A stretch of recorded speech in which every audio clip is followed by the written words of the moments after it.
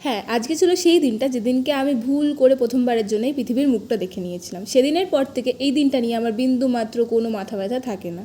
কিন্তু জানি না কেন আমার ফ্রেন্ডস আর ফ্যামিলির এই দিনটা নিয়ে একটু বেশিই মাতামাতি থাকে। তেমনই দেখুন এনাকে সকালবেলা আমাকে ফোন করে বললো আমাকে নিতে হয়। প্রথমে তার কথায় পাত্তা না দিলেও পরে বুঝতে পারি যে সত্যিই এসেছে, তাই জন্য তাকে নিতেও চলে গিয়েছিলাম। আর সে আমার জন্য এনেছিল অনেকগুলো গিফট। তার মধ্যে এই প্রথম গিফটটা হলো ট্রেনের ইউজ করা টিকিট, যেটা আমি বর্তমানকালে ফ্রেম করে রেখেছি। আর তার সাথে এনেছিল এই কিউট কিউট চকলেটগুলো।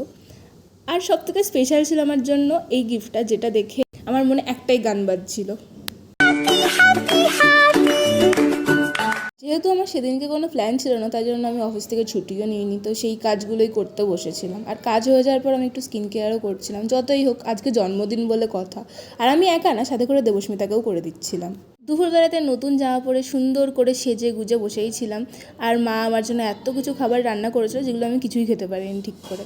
সন্ধ্যাবেলা তো আরও একটা বান্ধবী জোর করে আমাকে বাড়ি থেকে বার করলো। তার সাথেই দেখা করতে যাচ্ছিলাম, আর সে আমাকে এই সুন্দর জিনিসটা দেয়, যেটা আমার খুবই পছন্দ হয়। আর সেই বান্ধবী ললিতা হলো ইনি। এখানে শুরু হয়ে গিয়েছিল আমার ফটো সেশন।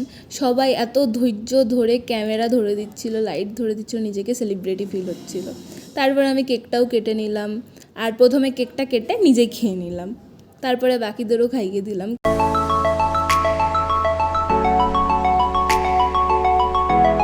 তারপর শুরু হলো এদের অত্যাচার আমার ওপর। শুধু সেদিনকে আমার জন্মদিন ছিল বলে আমি ওদেরকে কিচ্ছু বলিনি।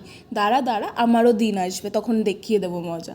বাড়ি এসে দেখলাম ভাইও আমার জন্য একটা কেক নিয়ে এসছে, যেটা দেখে আমি আবারও খুশিতে গলে গিয়েছিলাম। তো সেই কেকটাও কেটে নিলাম। আর কেকটা কাটার আগে আমি অনেক ফটো তুলেছিলাম, যেগুলো আমি অলরেডি পোস্ট করে দিয়েছিলাম। যদি না দেখে থাকো তো আমার পেজে গিয়ে দেখেও আসতে পারো। বাড়ি এসেও সেই সেম অত্যাচারটাই আমার ওপর হয়েছিল। নেহাতি সেদিনকে আমার জন্মদিন ছিল, তাই জন্য এরা একটু বেশিই সাহস পেয়ে গেছিলো, নাহলে অন্য দিন এরা এত কিছু করার সাহস তো অন্তত আমার সাথে পায় না। আর সবথেকে বেশি বারটা বেড়েছিল আমার ভাইয়ের, যেটার বদলা আমি তখনই নিয়ে নিয়েছিলাম। তারপর শুরু হলো আমাদের গল্পের আসর, যেটা অনেকক্ষণ ধরেই চলেছিল। তো এইভাবেই আমার স্পেশাল দিনটা কেটেছিল স্পেশাল মানুষদের সাথে। থ্যাংক ইউ সবাইকে, আর তোমাদের সাথে দেখা হচ্ছে অন্য কোনো ব্লগে। টাটা।